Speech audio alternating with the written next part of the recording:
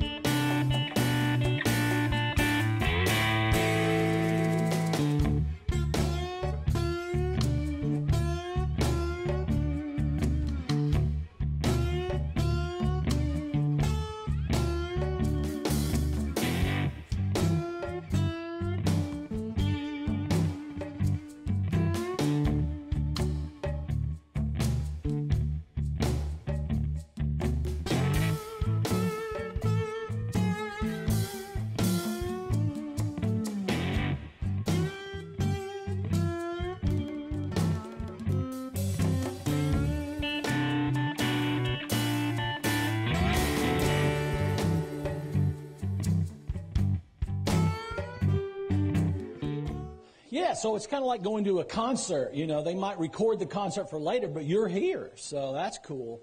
How many of you guys have heard me speak before, or else you're hearing me for the first time? Could I see your hands? That should be just about everybody, but some people clap on. Here we go. Again, in keeping with the kind of ongoing strategic initiatives and strategic priorities of the NIADA, you know, Sean continues to beat the drum on your behalf day in and day out, and is continuing to do such a great job. That provides over 30,000 members now that can all become part of the collective organization. So we felt those two things are important. The third thing that I think is important is why you're all here today. Questions are welcome at any point in time. So to Justin's point, get the hand up. Is this still functioning? Feel free anytime to interrupt, pose questions, because I know you're following this stuff, right? I know that this, I mean, you saw the president today get on the NFL again for kneeling and not kneeling, you know. I kind of like to be involved with everybody. I'm Luke Godwin, owner of Godwin Motors in Columbia, South Carolina. We are 90% buy here, pay here. We do a little bit of prime. We don't do any subprime outside financing. That's just not our deal. We have fixed ops, a pretty big service facility, about 14 bays. We are in the rental car business a little. Profitability so important. Obviously, we know it's a really competitive environment that we live in today. And as we continue to evolve in our industry, we notice a couple different things are happening. Margins are obviously staying, they're being compressed. Folks are forecasting. Look at your shoes when I talk and not mine, though, so it'll work out just fine here. I'm the president of Glenview Finance. We're a subprime auto finance company, primarily dealing with buy here, pay here dealerships. But don't run if you're not doing buy here, pay here. We're going to talk about a lot of things that are universal to all your businesses right now. I've got Chris Jolie here. Here's Chris. He's our national sales director. We're going to do something that I don't know that's ever been, two things I don't know that's ever been done before. Is that exciting? You're going to be a first. So right here in the great state of South Carolina, we're going to do, so not only, and John, thank you for that, not only do I, in the Certified Master Dealer Instructor for NIEDA, but I do the Retail 20 groups.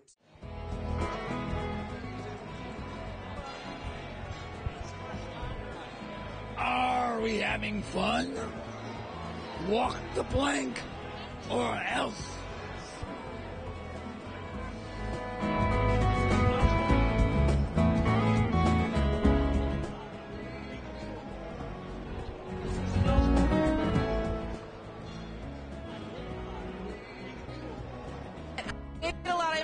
I did learn a lot, and I can't wait to come back next year. So what do you think was the most valuable information that you got today in the education sessions? What do you think? My takeaway today was basically from the buy here, pay here classes. That's what I mainly do on my lot. The personal aspect with your customers that you need to build and to get to know them, and it'll be better, like especially with collections also. Once you have that personal relationship with that customer, you'll know what's going on. That way you can tell if they're lying or if that's really going on, if you need to help them or if you need to collect. So that helped me a lot. Yeah. Are you a first-time attendee? No. What do you think was the biggest thing about today? That guy Luke Godwin, his seminars. Whoa! Hot!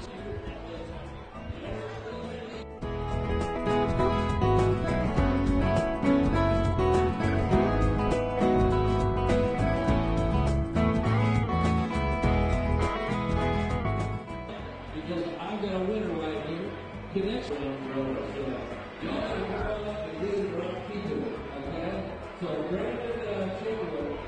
I thought it was great, and the reason why, because it went through so many different areas, and it helped us from sales all the way to underwriting, in which I do.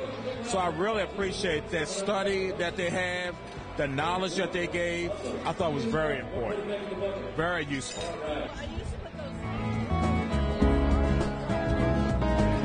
Yeah, because that type is so small. That.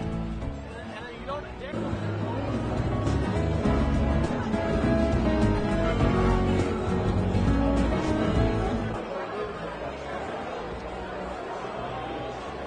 But they had a lot of good information this year, how we could better our business, tips on how to do it, how to put our information on the Facebook and online, how to draw in new customers, and how to get our employees in order so we could upgrade our business to a better business and make more money.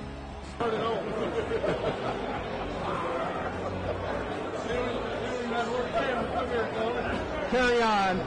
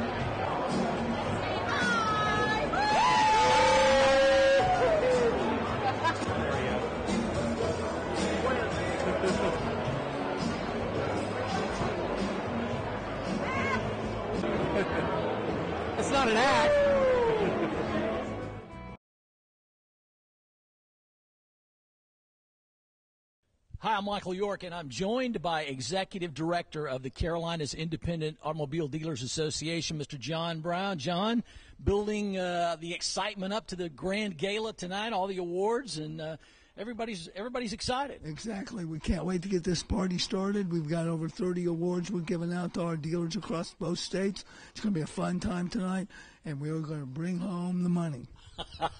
That's awesome. Well, it's just been a great couple of days, as it always is here at the beach, and so many great things going on with the education sessions and the expo, and now obviously capping it all off tonight with all the awards. It's been a great time once again. It has been a great time. We're getting ready to launch a new website. Everything's just coming together. We're going to put our education sessions from yesterday on. That we're going to be able to stream them on our new website now. So everybody, even if you weren't here, is going to be able to see that. It's going to be, we're really reaching out to the dealers. There's a lot of positive things going on for auto dealers across both states. All I can say is next year, they better come. We had over 500 people here this weekend. They better not miss out next year. That's awesome. Well, congratulations, John. Thank you, Michael. Thank you, sir. All right, we're here with the past president and incoming chair and the incoming president talking about all the things that are not just going on with the association now, what has gone on over the last year, and what's coming up. So, Kim, as you move into the chairmanship, past president of this association, you and I were talking earlier, it's been a pretty smooth year. It has been. Luckily, I come in after a wonderful group who had everything smooth and ready for me to go. So I had a very easy year, wonderful time being with these great group of people. And that's a great thing about the power of association, everybody working together. It is. Yes. Congratulations. Great group. And Daryl, you're coming in as the president of this organization. Absolutely. We were talking to John a little bit earlier, and a lot of exciting things lined up and coming over the next year. Yeah, absolutely. I'm looking forward to taking over the presidency and fulfilling the shoes of Kim. And I'm looking forward to increasing our membership. There's a tremendous opportunity there to grow that membership, and I'm looking forward to seeing what I can do to help that get along. We've got a real good staff. Education and training programs are good. And I'm just looking forward to being able to do what I can to make CIADA even better than it is right now. Fantastic. Well, congratulations to both of you. Thank you. And once again, you just never know who's going to walk up as another special guest. We've got Laura Taylor, President-elect of NAAA. Laura, great to have you here this evening. Great to be here as always. And I know a lot of exciting things going on with the National Auto Auction Association.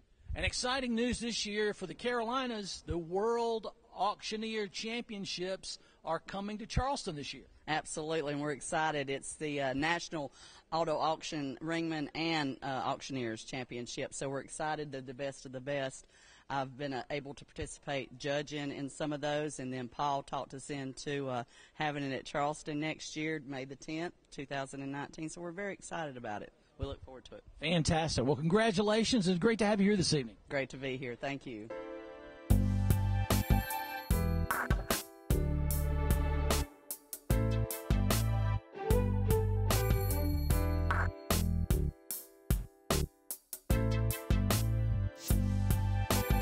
Please welcome to the stage your master of ceremonies, Mr. Michael York.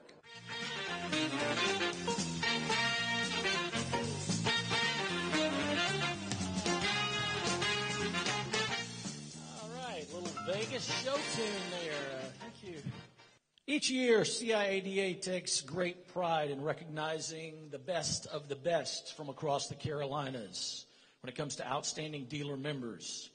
The CIADA Quality Dealer of the Year Award has a very rich history.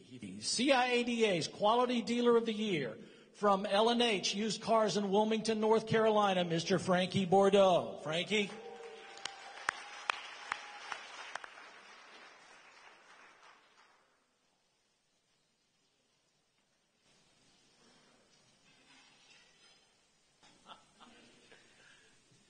All I can say is thank you. It's hard work, and I'm all in to get the job done. John and his staff have been very gracious for I'm probably a dealer that maybe a year ago, John, should have been shut down as a result of a bad employee. After speaking with John and speaking with that DMV officer, it made a difference. Here I stand today trying to march forward to do the will of the people and do things right for the people. I'm speechless. I'm humble.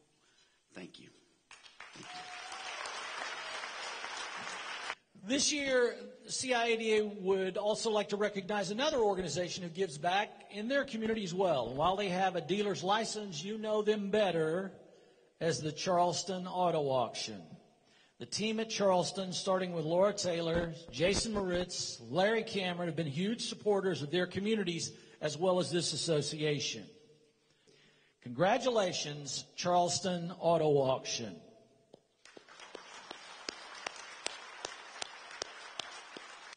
We can't even compete with the great things that the first winner is doing in his community. And that we're so blessed here, and all of us can always give back. I've been very blessed to be a part of this home HOME that we've built, and we just had our first graduate who is going to Lander University. We're so proud. We can always give back. We can always give more. And at the end of the day, that's what we all need to remember, that we're very blessed, and that's what we need to do. Thank you all for being here. Thank you for supporting the CIADA. God bless. Thank you. I appreciate this. We thank John for what he does. Have a great evening. At this time, ladies and gentlemen, please welcome to the podium the CEO of the National Independent Automobile Dealers Association, Mr. Steve Jordan. It's always great to be in Myrtle Beach with what I consider to be family in the industry.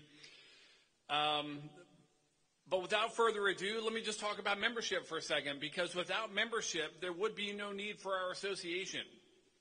It's really as simple as that. Each year we recognize individuals who help us retain existing members and who help us attract new members. Tonight I would like to officially present the Crystal Eagle Award to the following members and staff of the association. Recognized for achieving a minimum of 100 new or renewing memberships in the last year. Come on up. Congratulations. Well done. Ladies and gentlemen, your Crystal Eagle Award winners, one more time.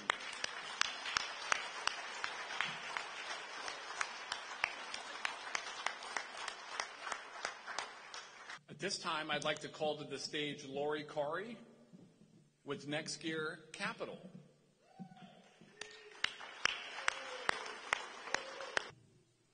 On behalf of Next Gear Capital and the Cox Automotive family, I'm honored to present the President's Ring to the owner of First Nations Auto Sales and the president, for at least a moment, of the CIADA, Kim Bradshaw. Thank you. I just want to say that it has been an honor serving as the president to CIADA this year. And the folks on this board before me have made my year very easy. So thank you to all of the past and present CIADA board members. Thank you. Congratulations. Thanks for being here for the 63rd anniversary. Have a great night. We'll see you again. Good night, everybody. Well, it's another beautiful day at the beach as we put the wraps on another big CIADA convention, the 63rd annual convention and expo, Myrtle Beach, South Carolina. All the education sessions are finished. The expo was a huge hit. All the awards have been handed out. So all that's left for today is some warm ocean breezes, maybe a cool drink. Hope you'll make your plans to be with us next year at the Carolinas Independent Automobile Dealers Association Convention and Expo. We'll see you at the beach.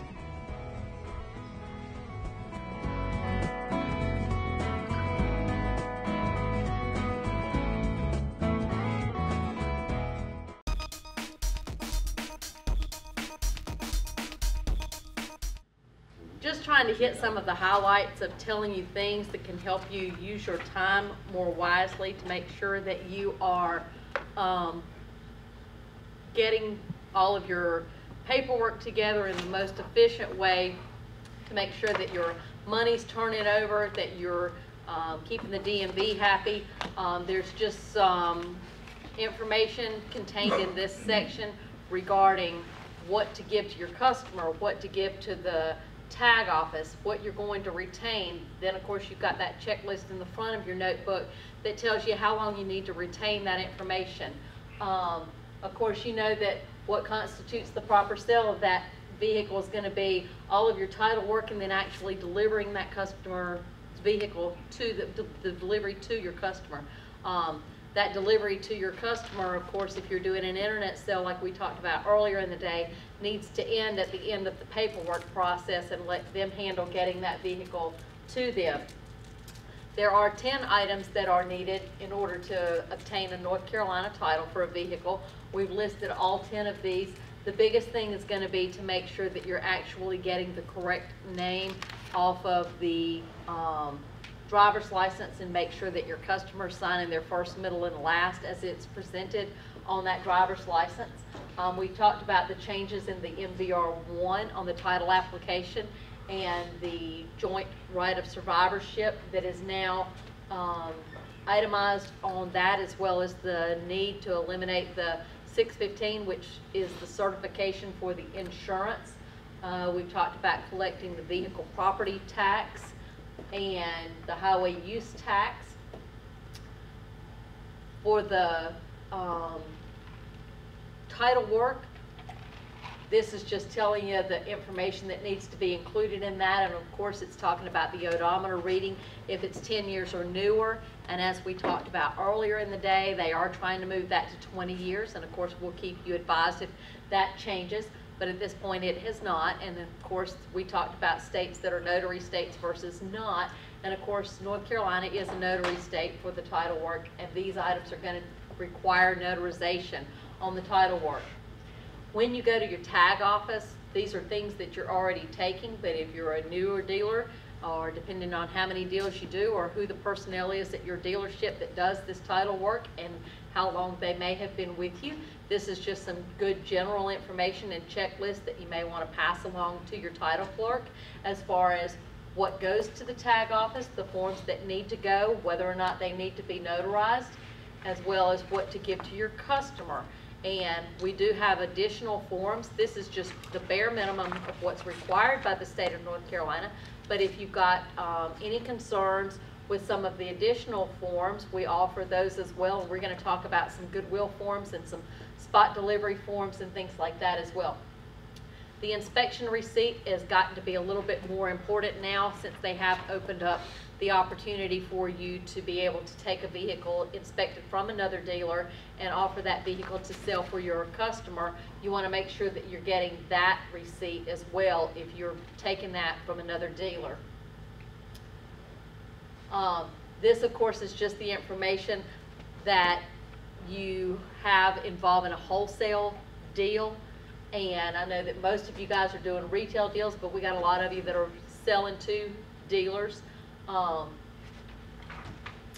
The most common title errors that you've got that are involved in your paperwork are listed here. This is just some of the things that we were trying to pass along to you that we thought maybe could better help you.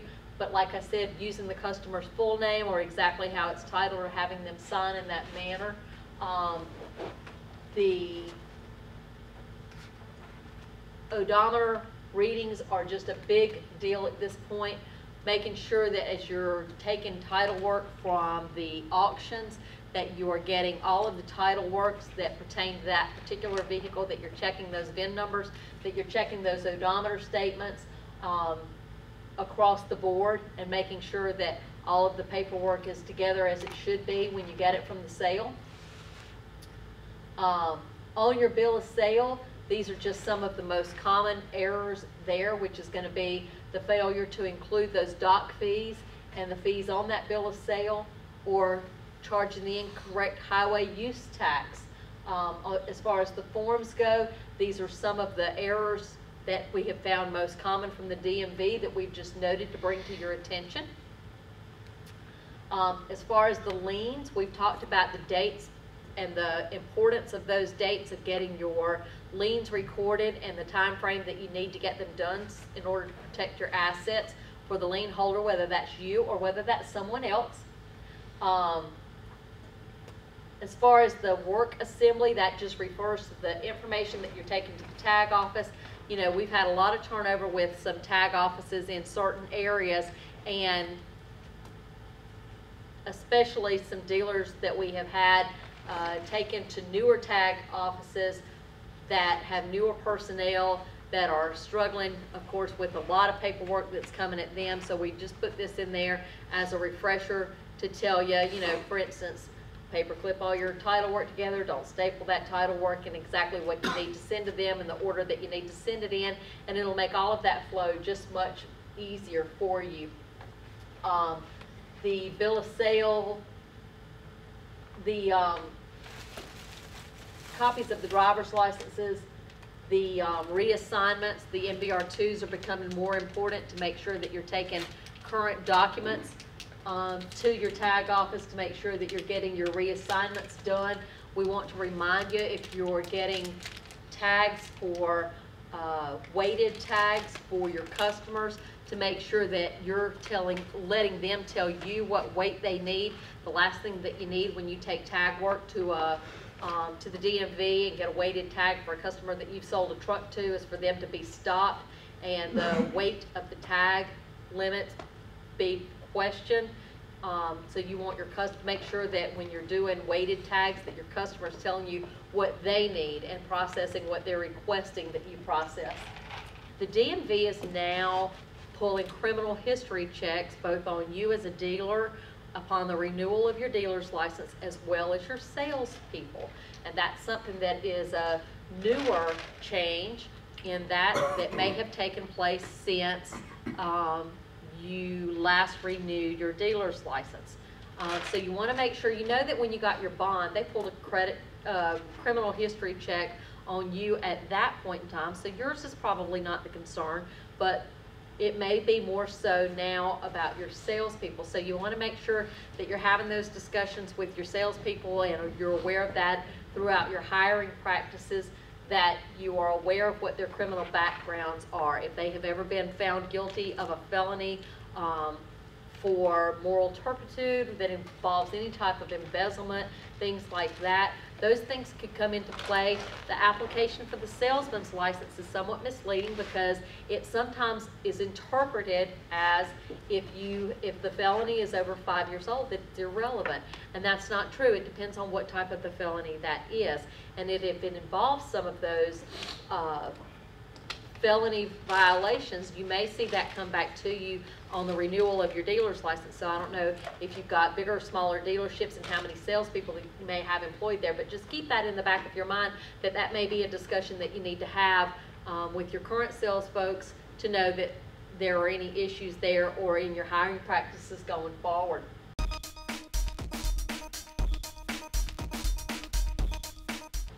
This general release of all claims is simply a form documenting the finality of that sale, telling them that everybody has accepted the terms of the agreement of the paperwork and that everybody is happy. You do want to have your customers to sign an arbitration agreement. John talked about the importance of arbitration agreements earlier in the day, because if you have a situation that involves any type of litigation, chances are it could probably be better resolved using arbitration as a tool to get that done, as opposed to your customer hiring an attorney who's going to be a blood-sucking somebody who's going to want to try to make a mountain out of a molehill to get more money out of you. Whereas if it's arbitration that is involved in that, and there's not a lot of money that's involved to go to an attorney, chances are an attorney's not going to pursue it. The conditions of delivery, I think we already came to that form. And then John talked about earlier the doc fee requirements. If you don't have one of those 24 by 24 posters in your office, or if you've been in business long enough to wear yours out, let us know. We have those here, and we'll be glad to take care of getting one for you by the end of the day. This is just talking about your bond renewal. I don't know how long You guys have been in business from less than 5 years to more than 20 years. Well, the terms of your bond, whether that's from a 1-year period, 2-year, 3-year period, whatever you may have gotten on your bond, before your bond renewal comes about, check your credit. Know what that's going to be, because your credit's going to affect the amount that you're charged for the renewal of your bond.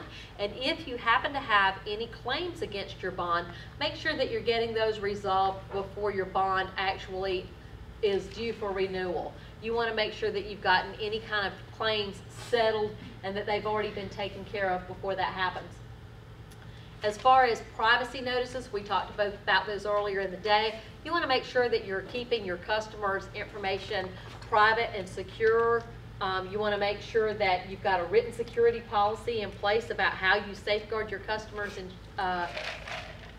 personal information. And you want to make sure that all of the personnel in your dealership are trained for that, and they also are aware of how they should be protecting that. For instance, you don't even want to take pictures of, I know plenty of dealerships that have the salespeople take a picture with their cell phone of a customer's driver's license before they put them out on a test drive. You want to make sure that that's probably not a good practice where they're using their personal phone to take a picture of that, just in the essence of time and technology to get that done, because you don't know that they're going back and deleting that from their files. So you want to make sure that you're not commingling, you know, personal emails on your work computers or work phones, and you want to make sure that you're safeguarding your customers' personal information, and you want to make sure that you've got a written policy documented as to how you take care of that. We talked about cash transactions of $10,000, whether it's a single transaction or whether it's related transactions involving more than $10,000 in cash, and to know that you can't restructure a deal to avoid that $10,000. You can't tell your customer, well, Reggie, you know, if you only give me $8,000 of that in cash and write me a check for the other $3,000, I won't have to report you to the IRS for that. Can't do that. And to make sure that you're keeping a written log of any of those folks that you have turned in, and you're keeping that for at least a period of 5 years, and that you've got good written records of that, and that you're keeping those in one place as well as in your individual deal jackets. You want to make sure that you're providing that information to the IRS within 15 days, and that by January the 31st of the upcoming year, that you've notified your customer that that information has been turned in.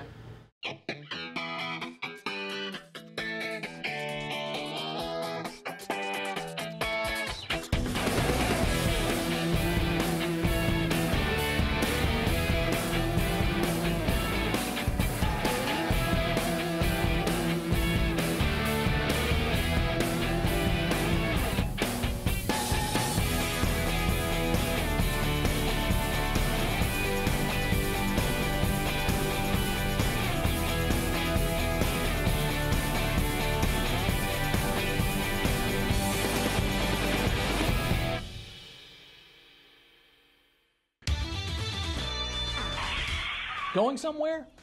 Why not start at the end? If suddenly you arrived at the place you'd wished for or dreamed about or worked so hard to get to, would you recognize it? Do you know what it looks like? Have you taken the time to really see in your mind's eye? If not, what would keep you from going right on past it or missing an opportunity to end up there? In 1989, I first discovered Stephen Covey's book, The 7 Habits of Highly Effective People. Now, all of those habits have proven their merit over time, as has the book. It remains today one of the top-selling success books of all time. Perhaps the most practical, maybe even the most powerful of those habits I've witnessed from that day to this is Dr. Covey's advice to begin with the end in mind. Success by design. Whether a blueprint for a building or a vacation planner for your next trip, it really works. Begin with the end in mind. That's how you arrive at any destination you desire. It's been said many different ways over the years, but that's still my favorite way to say it. Start any project or goal by thinking about where you want to end up. It's cool. It's effective. It's successful. What will you become on your way to the end? True success? The great and successful know it lies in your personal commitment to go there, all the way to the end. And on that path, I wish you well.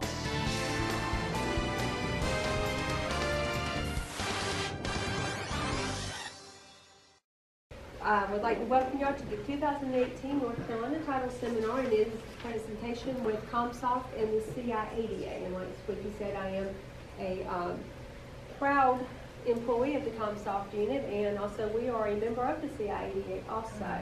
Now I'm assuming everybody's been in business or just getting started or something like that, because I know we do have some that like to attend a class and then go to a class to get started, pre-licensing class, sorry.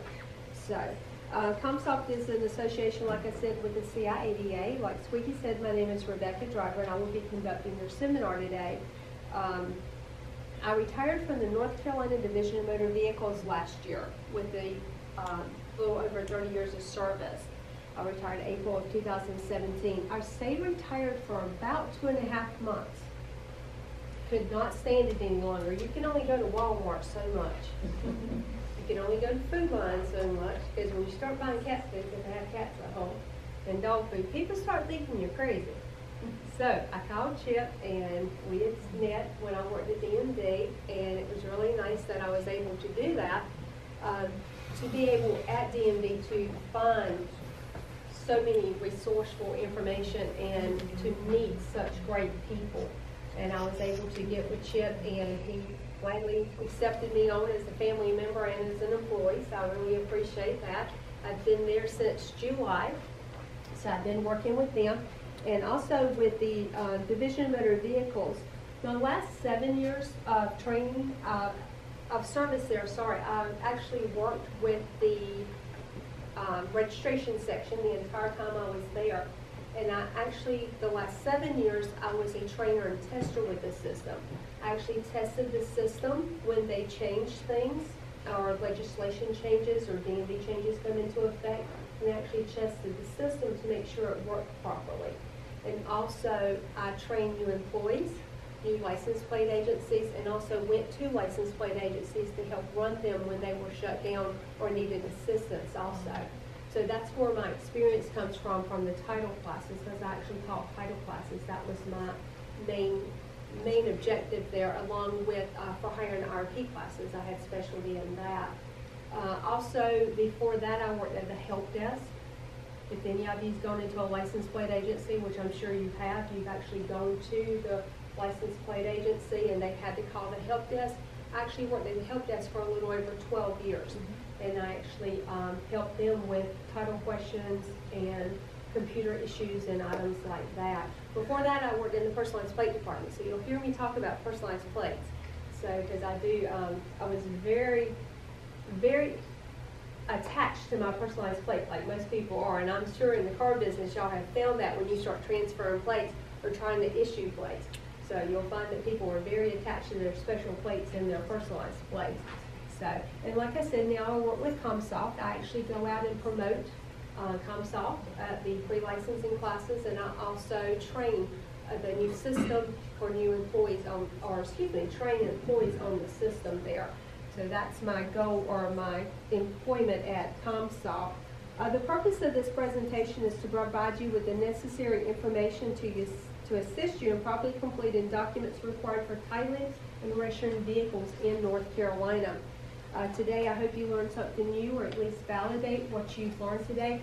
How many owners of dealerships do I have here? Owners, so we do have some owners. Do you also do the title work there? That's why we're here, so I understand that. I'm assuming the rest of you may be title clerks or salespeople, title clerks that do the title work. Okay, great. Well, I hope, like I said, it enforces what you're doing correctly, and then learn something new. All right, let's talk about the agenda today. We're going to talk about what constitutes a proper sale of a motor vehicle, what constitutes a proper assignment of a title document, what forms are needed to obtain a North Carolina title for a vehicle, information on the North Carolina title and how to assign the back of it, how to complete and assign various DMV forms. We'll actually talk about the new MVR4, the MVR2, the power of attorney, and different documents. Information on collection of the vehicle property tax that actually came into effect not too long ago, or it seems like a lifetime ago, but it's not been that long ago.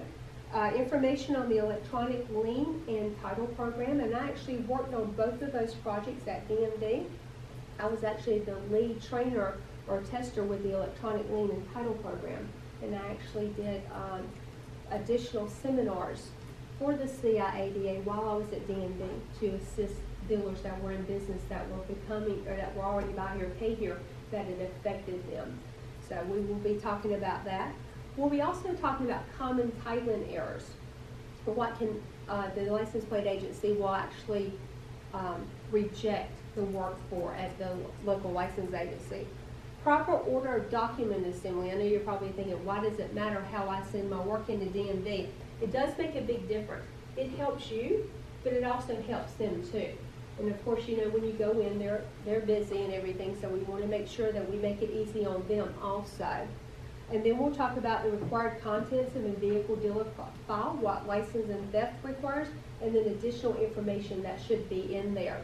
We'll do a recap, and then we'll talk about CompSol. So, if everybody's ready, we'll get started. Let's talk about the two items that constitute a proper sale of a vehicle. First is the proper assignment of the title document. You have to have the title document with the proper assignment on the back, and you have to have the delivery of the vehicle.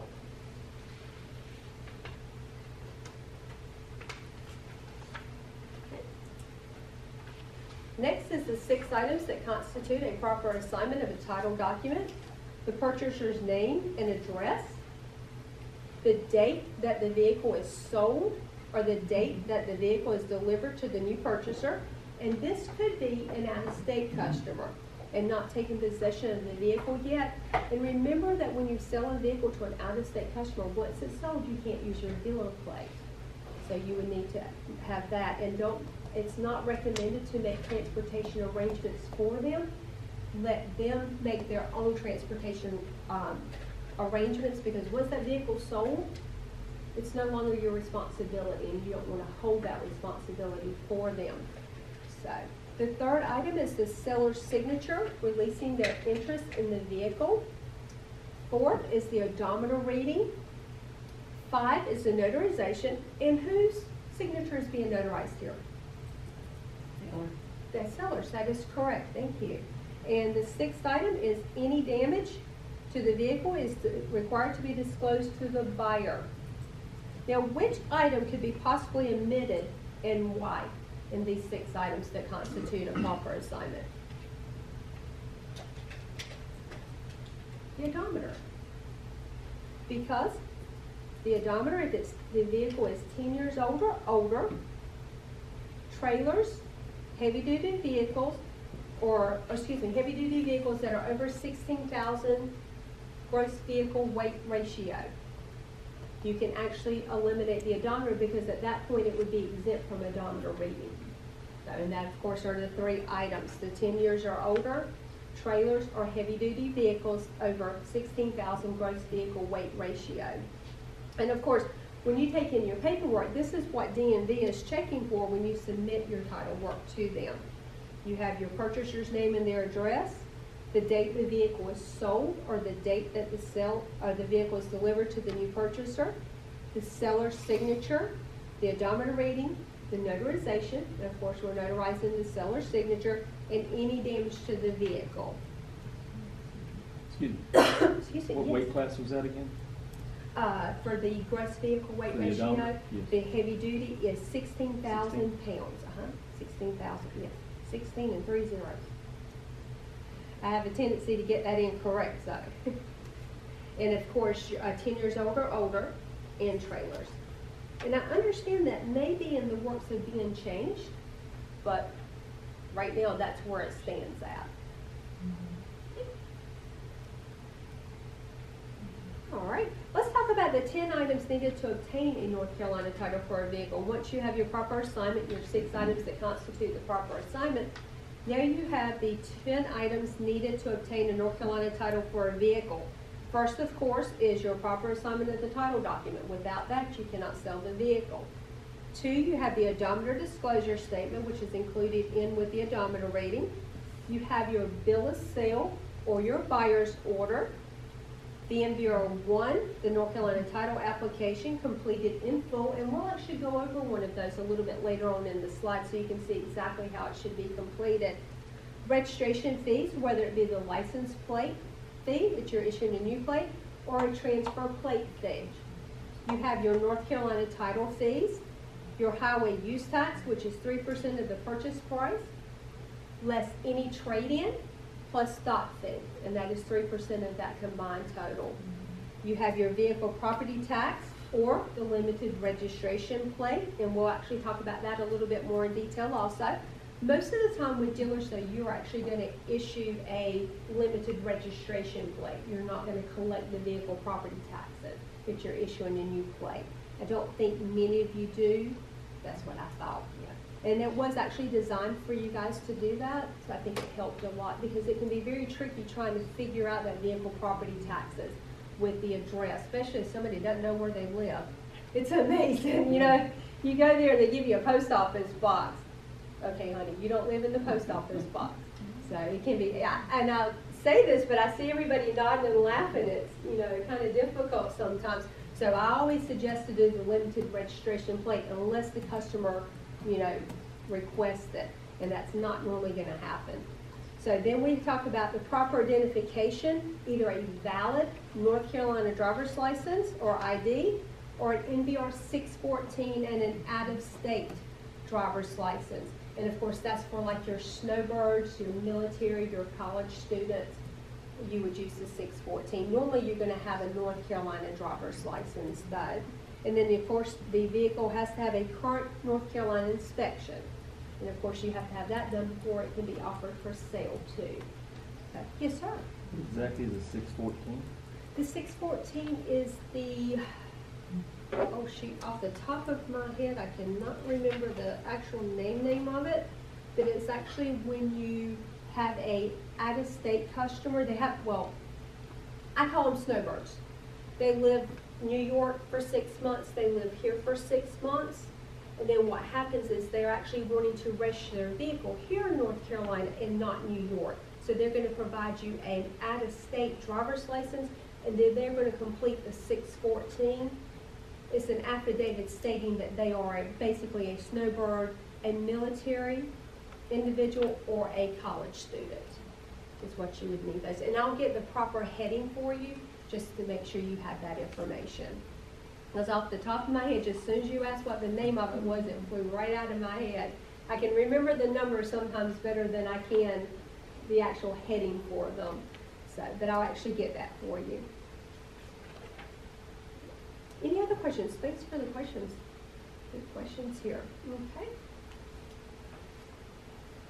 So our next one is the North Carolina title. We'll talk about what's on the front.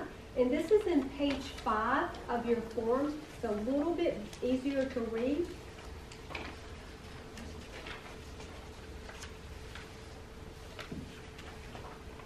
I know on those little sheets it's a little bit smaller.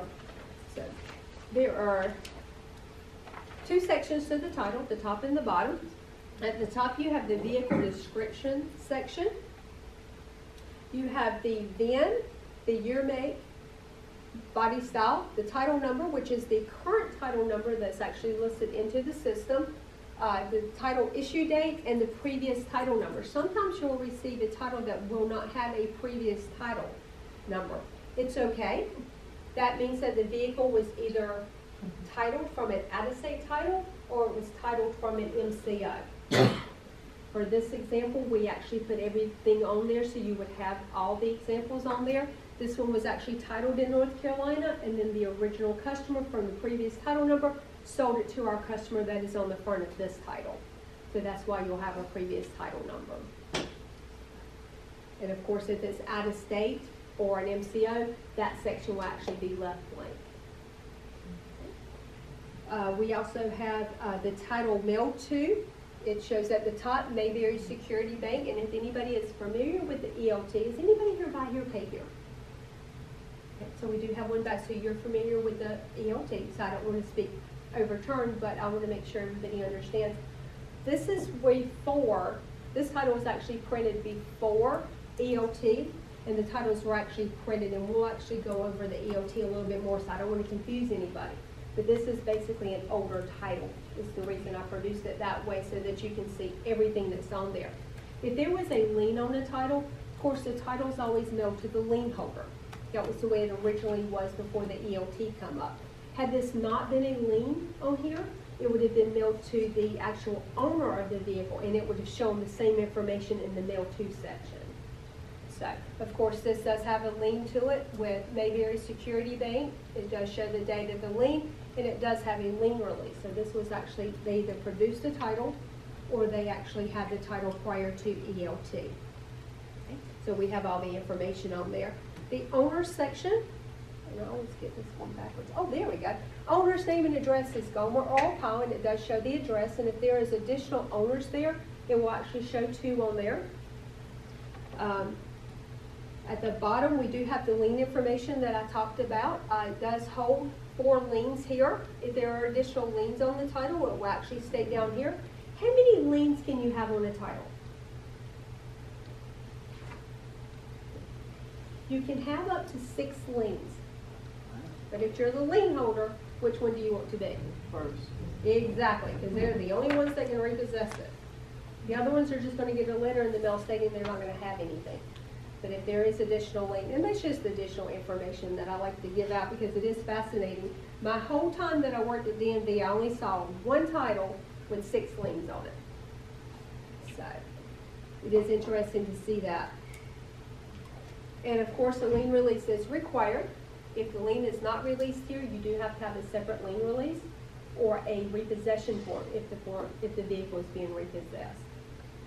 So, and of course, this title could be affected by ELT program, and we'll talk about that. And the lien can be released on the actual title, like I said, and you do have to have a signature at the side. Now, if it's not signed in the correct line, you do have to have a correction on that. That does happen sometimes in the older titles, because you will still get older titles in the dealership that still have liens on them. So just make sure that it's signed correctly. Let's talk about the information on electronic lien and title. Drum roll, please. I think the people are ready for this. Thank you, Robert. You were better at that than I was. Yay. Effective November the 1st, 2014, pursuant to Senate Bill 407 and House Bill 1133. You probably won't make a hill of beans to you, but it is interesting to read some of these laws. DMV, of course, changes everything due to legislation mandates and some DMV changes. So it is really interesting. Like I said, I'm not a lawyer, but it is nice to go in and read some of these rulings and bills to see how it is worded, and so I do like to give that information. The Division of Motor Vehicles implemented the electronic lien and titling program. The primary objective of the ELT system is to use an electronic exchange of data in lieu of a paper title as a means of communicating lien status between the DMV and the lien holder. So basically, in short terms, we use everything electronically. The paper title is not printed if there's a lien on it, unless the lien holder requests it. And I'll actually tell you how to go in and actually do that through the system. A lien holder must sign up with an approved service provider to participate in the North Carolina ELT program. When they started this, there was a vendor that was involved that worked with DMV, and they actually have service providers. So basically what you're dealing with is if you're buy here, pay here, or if you're a lien holder, the lien holder works with the service provider. Service provider works with the vendor, and then the vendor sends the information to DMV. Everything's done electronically back and forth. So that's the way it goes through. With this program, the process involved in recording liens did not change. You're still going to complete the MVR 1 or the MVR 6 that you're recording a new lien. It's still done the same way. The information only changed when they did the vehicle property taxes or when they added the JTW, but the lien information stays the same. Liens will be sent electronically instead of a paper title, like I said, being mailed. Instead of printing and mailing titles with liens, the ELT program will place the data on a file and send it electronically to the vendor, who will then send it out to the lien holders through the service providers. And of course, you have to be signed up with them if you have 5 or more liens. The MVR 1 nor the MVR 6, the title application nor the lien recording application, they did not change. The ELT lien holder's customer ID must be entered on the form. So like I said earlier on the MVR1, if you're dealing with outside financing, for example, BB&T, they'll give you their electronic lien holder ID number. All the zeros in the front do not have to be on there, just the numbers at the end. And of course, it's your buy here, pay here because you've signed up with a service provider. They will give you the information for your lien holder ID number. That information will be put on there.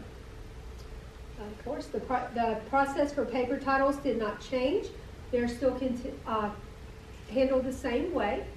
Now, if you have a customer that has a title that has a lien on it, it could be an old title before the ELT program in 2014, or it could be an individual.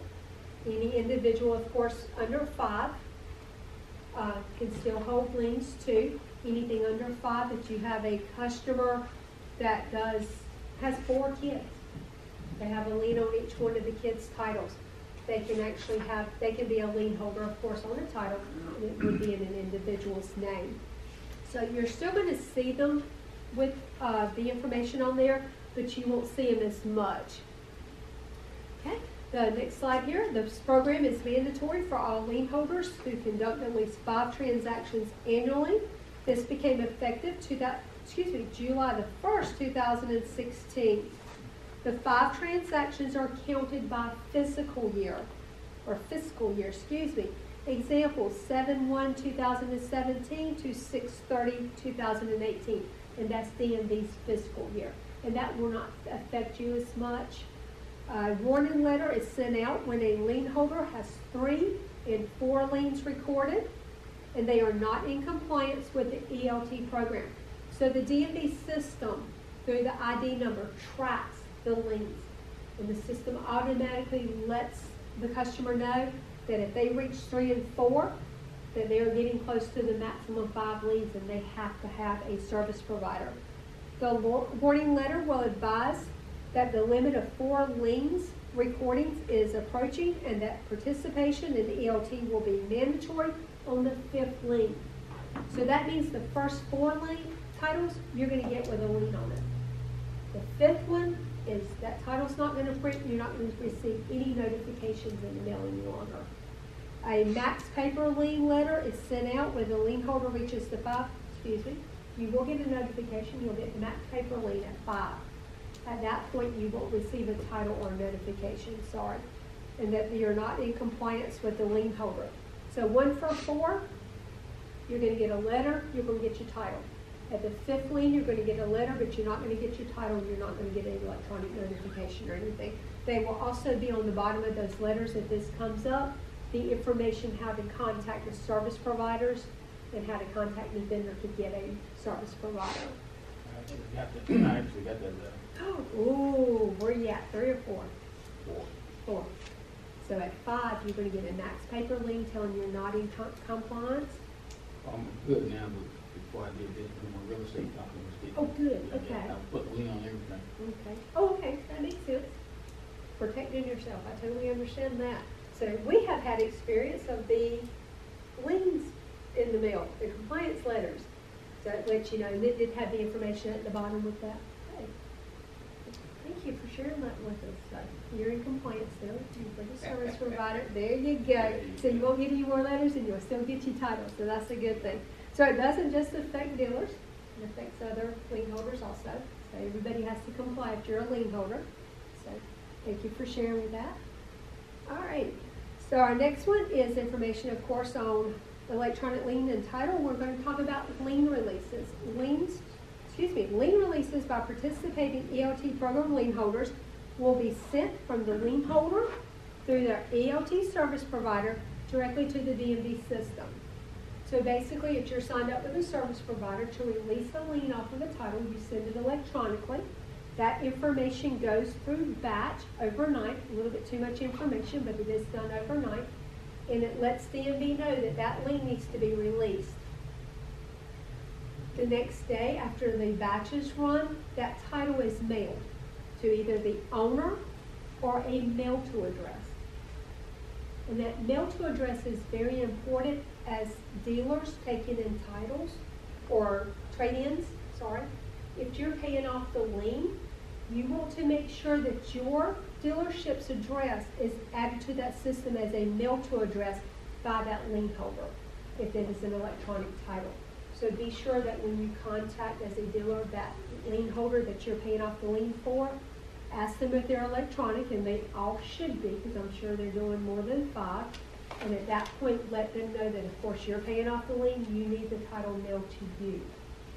So they would add a mail-to address, and that can be done through the system. So they will have that. And then, of course, the title will be printed and mailed to you. If a mail-to address is not entered into the system, of course, it goes to the owner. Because once that lien's released, it's the owner's vehicle. So we always, that mail-to address is very important. Don't let them tell you you can't be done. Because that mail-to address is very important to put that information in. Okay. That's our lien releases, and then we'll talk about print title requests. To conduct their business, lien holders occasionally need a printed title with a lien on it for a vehicle. An example would be a repossession. You as a buyer, payer dealer, or another lien holder actually has a vehicle and has a lien on it. You need to repossess the vehicle. You can actually request a title to print through your ELT provider in DMV to have that title printed with the lien still on there. So there is a way to do that. And if for some reason you're a touch-feel person like I am and you want to hold those titles, you have the option to go in to any of your electronic service provider and request all titles to be printed. It's called a print title request. You have that right. When I first actually worked on this project, when I first started doing seminars for John, which was, of course, director of CIADA, we had, and I'm going to call them old timers, had customers or dealers in the audience that didn't have a computer. They had ledgers. They wrote everything down on ledgers. They hand printed everything, all their paperwork. And y'all know dealing with paperwork, DMV requires a lot. Dealers require a lot of paperwork. So I had people literally get so upset with me when I started, of course, with the lien releases and what they had to do. I didn't get to the print title request till later, like I did here. They were so upset with me. I wanted to hold that title.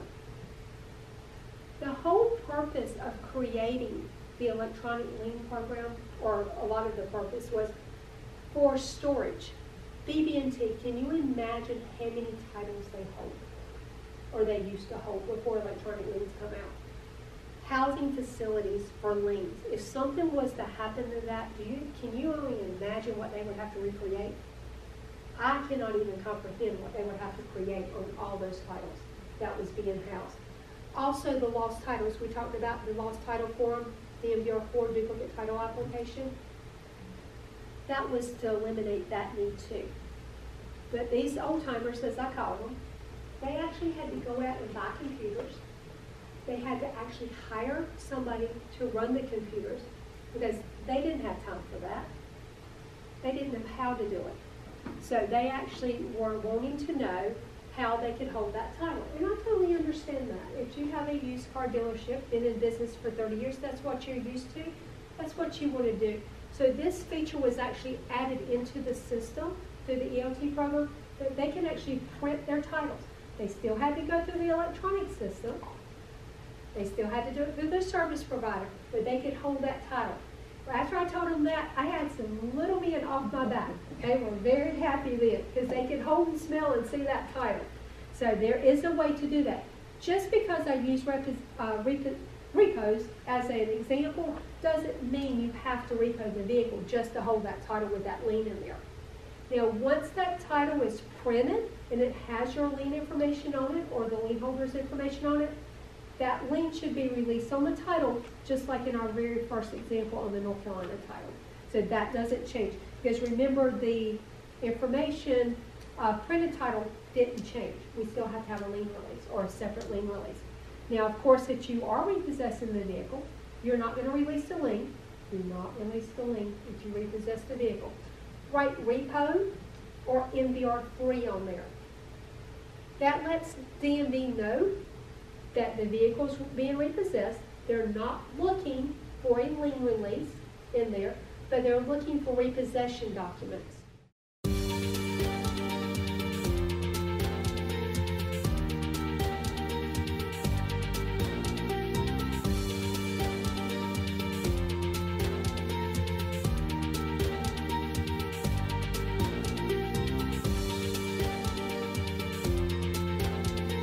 ComSoft dealership software consists of several modules designed to simplify the process of running your dealership.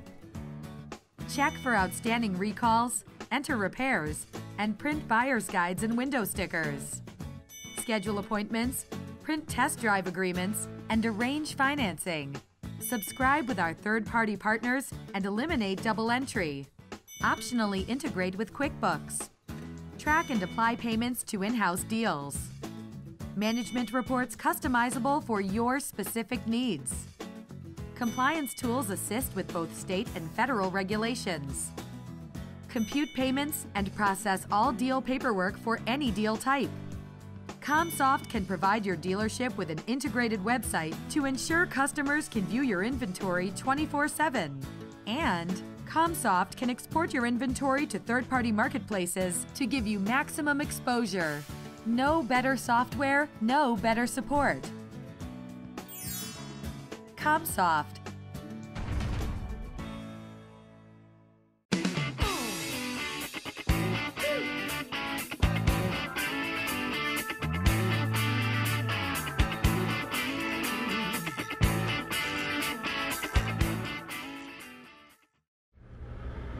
Hi, it's Michael York.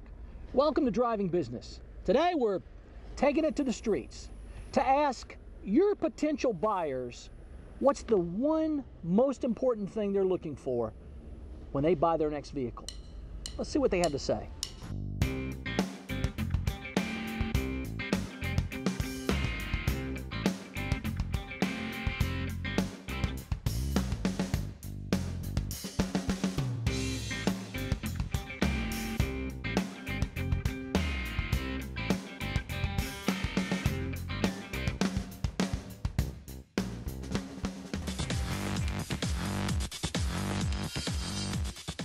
I guess first it's got to be something I like. I guess first thing, and depends if I'm buying a used car. I guess the number of miles. Comfort, yeah. Service from my car dealer. I mean, that's probably one of the big things. So that's what I've always looked for. Steering wheel controls. It's important. Changing the radio station. I'm in sales from the car every day. Are you recording me right now? So what's the number one thing you look for, Ann? Well, it would probably be style. The selection of cars that they have to look at. Some with medium options and some loaded fully. I like trucks. Trucks. I like trucks. And I like the style of the Jaguar, always have. This makes the third one that I've owned, and I've loved each and every one of them.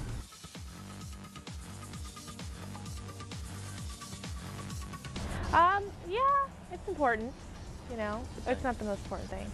So when a prospective buyer is shopping for a car, just how important really is price?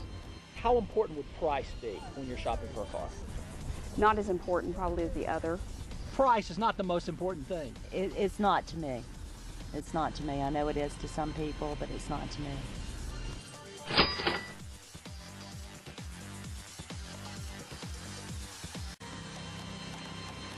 And would you ever shop for a vehicle online?